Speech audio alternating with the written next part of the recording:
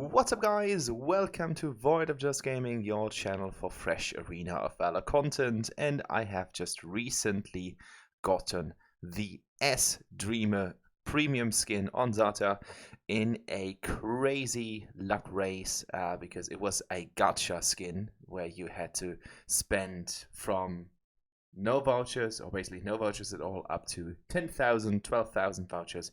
If you haven't seen it on my channel, you will find the video in the video base. So if you dare to know how many vouchers I have spent, click on that video to find out how crazy it was.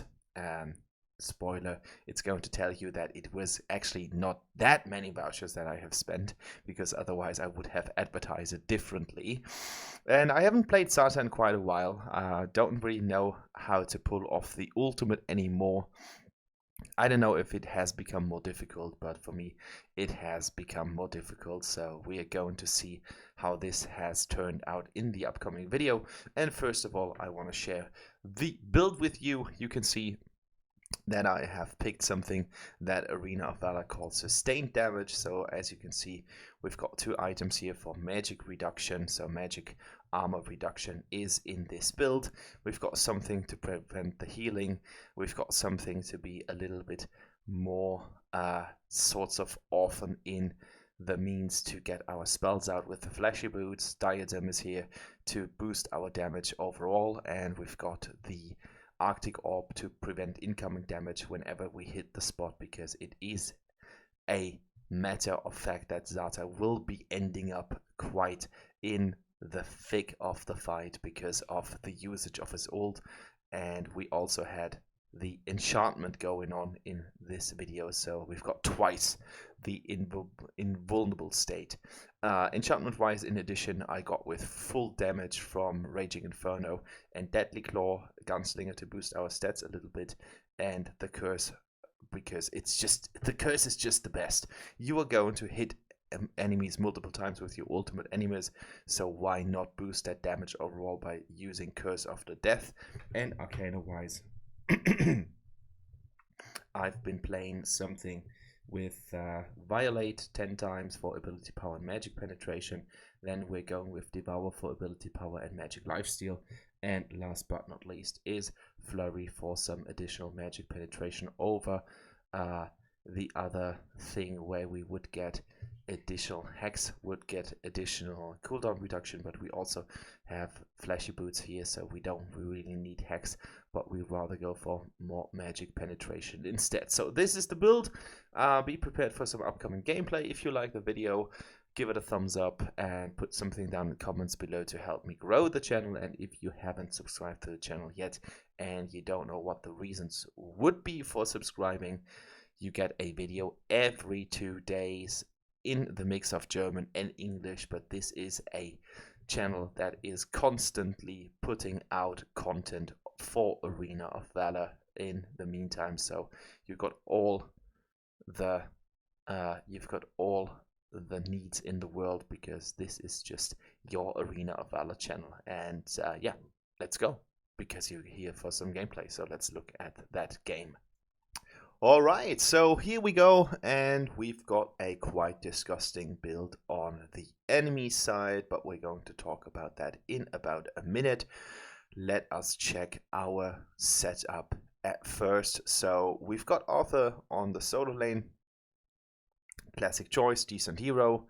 We've got Butterfly in the jungle, also classic choice, decent hero. She's actually quite good. With the shield and her damage capabilities, she's actually able to dish out a lot of damage while being quite durable at the same time. And then we've got Valheim and Sephara on the dual lane. Not the strongest setup, I would say, if Valheim is not building for AP. If he's going for AD, he is not the strongest. There are a lot better choices in this position, but you're going to get what the people have picked, so I'm not complaining about it, but this might just be not the strongest dual lane out there in the world. Sephara is also a more mediocre champion, so yeah, that was the build that we went with in terms of the team composition. I'm fighting a Vera here, which is obviously not the matchup that I would favor, because she is a powerhouse when it comes to single point damage. As you can see, she's given me quite a headache at the beginning of the game, in the first couple of minutes, just because her damage output is really, really good, and that hard stun coming from her S2 is one of the worst in the game. So if you're playing Vera, you don't really need to know what you do, because it's just pressing some buttons and usually it's just going to be all right. That said, the enemy has Terry, the new marksman in the team composition. She's actually quite powerful with some crazy stunts, because she's got good area damage. She's got good damage in terms of being in... oh my goodness, that all just came out of nowhere, and it did go nowhere, and I was really lucky that Kira did not get me here. Whew, sometimes the ult just goes off in really weird places, and this was one where I did not want to give... Oh my goodness, she's not dead. That was unfortunate as hell, because that was a dead jungler at the very beginning of the game. That would have been so nice, not only for the kill, but also for the utility to get our jungler a little bit more free time in their respective position. So now I was trying to get off with my ult. Unfortunately, again, it was just unlocked after I have engaged already. So now it's time to go back and just recall to get some life back. We've got Morin in the opposing team, not the strongest choice, but in the late game he can be quite frightening. Backed up with Omega, who's really good right now, and just because he has so many denying tactics, because he can just zone you with his ult. And he's also a champion who's really strong on zoning anyways, because he is quite tanky right now. So I would say the matchup was more in favor of our enemies than it was in our favor, but you guys are going to see for yourself. Something worth mentioning, and this should not be an excuse, but this is just something that I realized while I was playing the game, and you will see that I tried to change it. I am sitting on a constant 200 ms with my Wi-Fi in this game. I don't know what happened. I'm a Vodafone customer, and I just realized that this Wi-Fi connection is really, really bad. So there is a phone call that needs to be done. Unfortunately, nobody got time for this, and we just struggle on getting them on the phone, because when I was trying to reach out for them, it just seems that my voice is not kind of fitting them. Yeah, it's as crazy as it sounds, but whenever I try to call them and talk to them on the phone, you will get a machine, and this machine is not taking my voice for anything granted, which means that I can't get through. Every single time I want to talk to them, I'm just getting backed up, and I've been thrown off the line after a couple of minutes, because they do not recognize my voice as something that is going to tell them things. So this is the current status of my Wi-Fi, and as you can see, with 200 ms, games are actually not that desirable, because it just means that some of your things are going to get off when you have already left the scene. So kind of awkward, and it's really putting me down here, but because I have only this game for my S-Dreamer skin, I just wanted to share it with you, and in the end it turned out quite nicely, but it was a little bit of a struggle here, and as I said, I don't really know how to pull my ult off anymore. It's actually not that difficult to just pull off that ult, not being crazy, a quad kill, not being crazy about a 5-hit ult, but the 3-stack ult is basically just S1 and then ult, and everything should be quite nice. And if you want to have a better ult. You should just wait in between, get some auto attacks and some spells in, and this is going to put your ult to level 4 or even level 5, but not with 200 MS. This is not just going to help you. So I was about to skip that health preventing item, Tome of the Reaper, just because there's not really that much on health gaining going on in the enemy team. So I was about to skip that, so I went with the diadem first. My team is actually not doing great so far in terms of the fights, because as you can see, we are sitting on 5 kills. The enemy team is already, oh my goodness, and this is just what happens when your internet connection is just crazily not stable. Unfortunately, my damage is not sufficient enough to kill Vera here, because that would have been actually quite nice just to get 1 kill for the encounter, but it did not go off in time, so we are sitting on 4 deaths right now with only 1 kill to spare. But yeah, you're just going to take things like that. So yeah, I'm trying to get away from the Wi-Fi. That was the perfect timing to switch to mobile, and it made a difference, but then it didn't, because as you can see from the lovely 46 ms, we're going back to 200. So I guess it was just something about the servers. So I had Vodafone in mind because of that outcome in the first place, but it just seems that this was not true, and the servers were just lacking a lot, and yeah,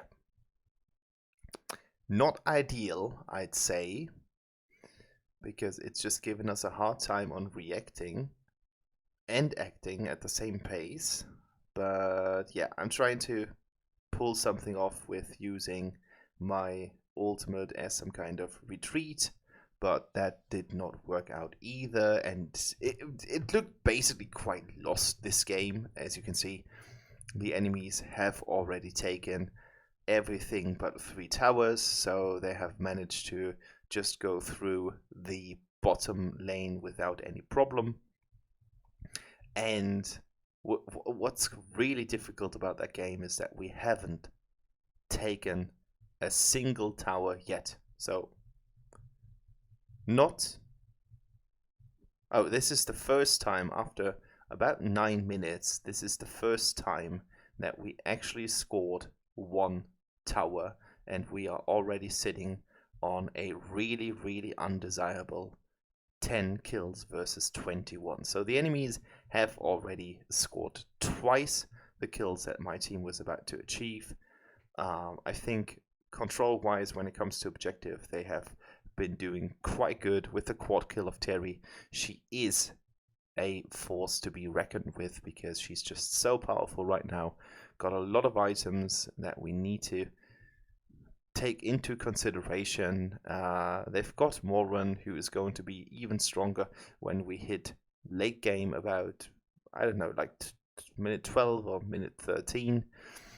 And the whole setup of the game just shouts, put your phone away, you're not going to make it. This is not the game that you want to play. This is not the game that you guys are going to win. And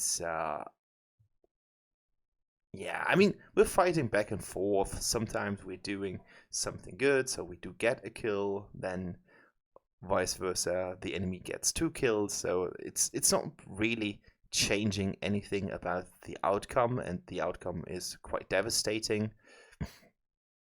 And again, we've got everyone up our sleeves. Omega is trying to get us, and he succeeds, so I can't really do anything against it. I don't have enough power, my spells do not do sufficient damage, and Vera is crazy on the gold. Terry is crazy on the gold as well, with a lot of kills, 9 and 8 kills. That is actually going to tell you something. They have just unleashed the Darkslayer onto our forces, and we are just defending the base with 3 towers left. So it's horrible. This game is in fact horrible. There's not much that we can do against it. If the enemy is playing it smart, they can basically use and consume our complete jungle. There's not really that much that we can do against it, because right now we are just about to defend everything, and it's not looking good. Like, it's at that, putting it mildly. It's not even exaggerating, because 13 versus 23 kills with all those towers in, it is not looking good. But now our team has secured another kill. Unfortunately, Terry is about to split push at the bottom lane. And now I just got Morin with the easiest combo that is available to Zata.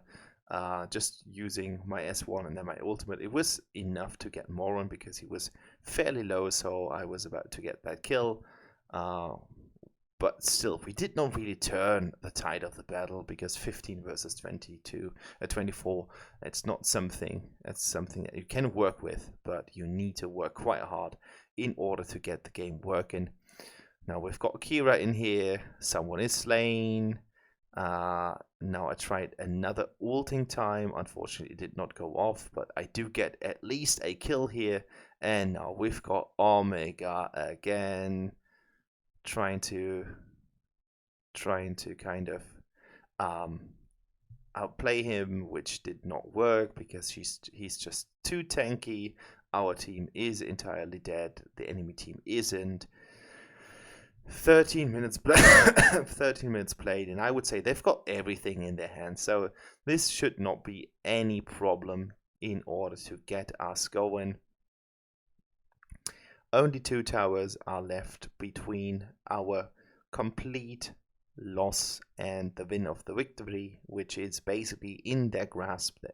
They just need to stretch their hand and open their fingers, and they're able to get that very, very, very likely win. But we have not given up, and I think that is the most important thing. We're not doing good. Our team fights are actually quite bad, but we have not given up, and I think that is crucial for the overall outcome. So now we've got a ult, we've got a double kill for our Butterfly, which is really, really necessary. Butterfly needs to be fueled up. She needs to have more kills to get more gold in order to get as soon as possible to full item build, because she will be key to success. We need Sephara up front. Sephara needs to play quite aggressively with Arthur in the combination to give us some engage, and then we need Butterfly to soften up targets for Valheim and I, and then we can start to make games and make plays. But before this happens, it's going to be a defeat, and it shows. I mean, we managed to get back into the game by a little bit, so now the gap between the kills of the enemy team and our team is not as crazy as it was before. But with scenes like that, where Butterfly completely solos or tries to solo things, which doesn't work, we are obviously not in the safe spot. We can't risk it. We can't risk to have 1v2s or 1v3s, because this is just going to cost us the game. So now everything is focusing on the bottom lane with the combination of Valheim and Sephara and Arthur, and they manage to get the tower. Arthur comes back in time, which is really, really good, like good map reading. So he knew that the enemies were about to approach our tower, and he made it in time in order to get us the defense in quite easy terms. And now it is time to push back, and Valheim and Sephara just managed to do a really great job to get one of the core towers. So this is going to release at least some pressure from our game, and now we are back in the game, at least for a short duration of time. The main goal is now to get some more pressure on the mid tower, but my team is about to get a fight here in the jungle, which is not the fight that we wanted to pick. Unfortunately, now we are fighting against 4 enemies, which is obviously a suicide squad. Triple kill for Terry again. So We've got a quad kill on Terry. We've got a triple kill on Terry. So everything is just pointing in the direction that Terry is going to give us a headache in the later stages of the game. I mean, we are already set up in late game. 16 minutes have been played, but there will be an addition 6 minutes to play before the whole thing has been settled. So right now, really good job on Butterfly to get a double kill here. Unfortunately, she's not able to push the tower anymore, but that was necessary and that was well played. So there is a double kill with 12 kills and 5 deaths. She is leading the board right now in terms of gold. So good job, Butterfly, but I think she can't take Omega on her own. So I'm moving. I was about to move next to her, but as she is coming back, I just decided to not do it and just focus on defending that tower, because those 2 towers are actually quite worthy. And as you can see, we have turned the tower game completely. So from only 3 towers standing on our side and no tower being destroyed on the enemy side, we finally managed it to get to the spot where now we are even. So 2 towers on every team. Kill for Valheim, double kill for Valheim, and now we are about to approach the last tower with a Darkslayer Vanguard. So Darkslayer, to take Darkslayer was really, really good and quite necessary for the game plan, but to pull it off was really, really good from my team. Still got a Flicker here. Unfortunately, I didn't use it, but now Omega is about to be dead. Unfortunately, he isn't. Another triple kill for Terry, but Terry is shut down in the meantime, and now Sephira is dealing with those 2 guys. Unfortunately, she's been killed, but Butterfly is able to make it out alive, which is basically the only thing that we needed. But of course, she can't fight back like that. That's important. She can't fight back for good, because that would just mean that she's dead. But now we've got 1 tower on the enemy side and 2 towers on our side. So. And the core has already been damaged. It's not half of its life, but it's about 2/5, which is better than expected. So it's really important to focus on the game and put everything down to the concentration. So you need to have an impact on the game, and it's really important to not put your smartphone aside. And now it's team fight time. I'm here to just kill Omega, which happened. Valheim does the job and kills another hero of the enemy team.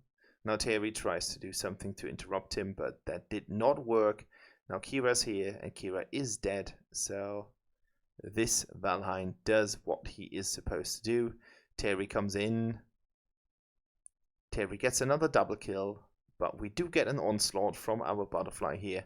So that was the game plan that we needed to do. And now it's just those 2 guys versus nothing from the enemy team. 14 seconds on their lowest team member when it comes to the death timer. And now we've got some minions. So 3 seconds stand between us and the victory. And it is unfortunately Omega. So it's Omega versus